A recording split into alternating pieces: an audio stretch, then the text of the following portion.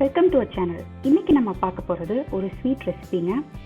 ரொம்ப அருமையான சுவையான பால் பொங்கல் எப்படி செய்யறதுன்னு வாங்க பார்க்கலாம். நம்ம சேனல் சப்ஸ்கிரைப் பண்ணாதவங்க சப்ஸ்கிரைப் பண்ணிக்கோங்க. பக்கத்தில் இருக்க நோட்டிஃபிகேஷன் பெல் ஐக்கான் ப்ரெஸ் பண்ணி அதில் ஆல் அப்படிங்கிற ஆப்ஷன் செலக்ட் பண்ணிக்கோங்க. நான் இன்னைக்கு 1/2 கப் பச்சரிசி எடுத்திருக்கேன்.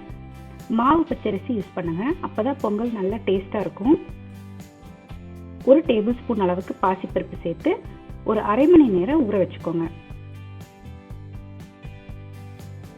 அரை மணி நேரம் ஊறின அரிசியை நல்லா கழுவிட்டு குக்கரில் போட்டுக்கோங்க. நம்ம எந்த கப்பில் அரிசி போட்டோமோ அதே கப்பில் 5 கப் பால் தேவைப்படும். இப்போ நம்ம ஃபஸ்ட்டு 4 கப் பால் சேர்த்திக்கலாம். பால் ஃப்ரிட்ஜில் இருந்து அப்படியே சில்லுன்னு சேர்த்திக்காதீங்க. வெது வெதுப்பாக இருக்கலாம், இல்லை நல்லா சூடான பால் கூட யூஸ் பண்ணிக்கலாம். அதே கப்பில் 1 கப் அளவுக்கு தண்ணி ஊற்றிக்கோங்க. ஒரு சிட்டிகை குங்குமப்பூ சேர்த்திக்கலாம். குங்குமப்பூ உங்களுக்கு வேண்டான்னா நீங்கள் சேர்த்திக்க வேண்டியதில்லை. நான் லைட்டாக கலருக்காக தான் சேர்த்திக்கிறேங்க. கலக்கி விட்டு மூடி வச்சு ஒரு 6 விசில் விட்டுக்கோங்க. இப்போ ஓப்பன் பண்ணி பார்க்கலாம். இந்த மாதிரி நல்ல மைய வெந்திருக்கணும். அரிசியை நல்லா மசிச்சு கலக்கி விட்டுக்கோங்க. நம்ம அரிசி போட்ட அதே கப்பில் 1 கப் சர்க்கரை சேர்த்திக்கலாம். நீங்கள் கல்கண்டு கூட யூஸ் பண்ணிக்கலாம். அதே கப்பில் 1 கப் அளவுக்கு பால் ஊற்றிக்கோங்க. நல்லா கலக்கி விட்டுக்கோங்க.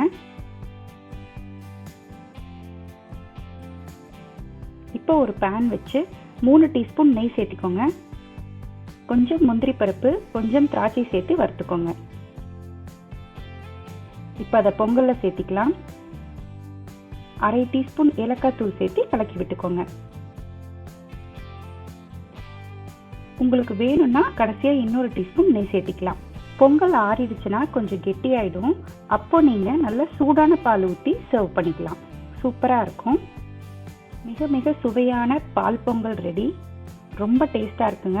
கண்டிப்பாக செஞ்சு பாருங்கள், எல்லாத்துக்கும் ரொம்ப பிடிக்கும். செஞ்சு பார்த்துட்டு எப்படி இருந்துச்சுன்னு எனக்கு கமெண்ட் பண்ணுங்கள்.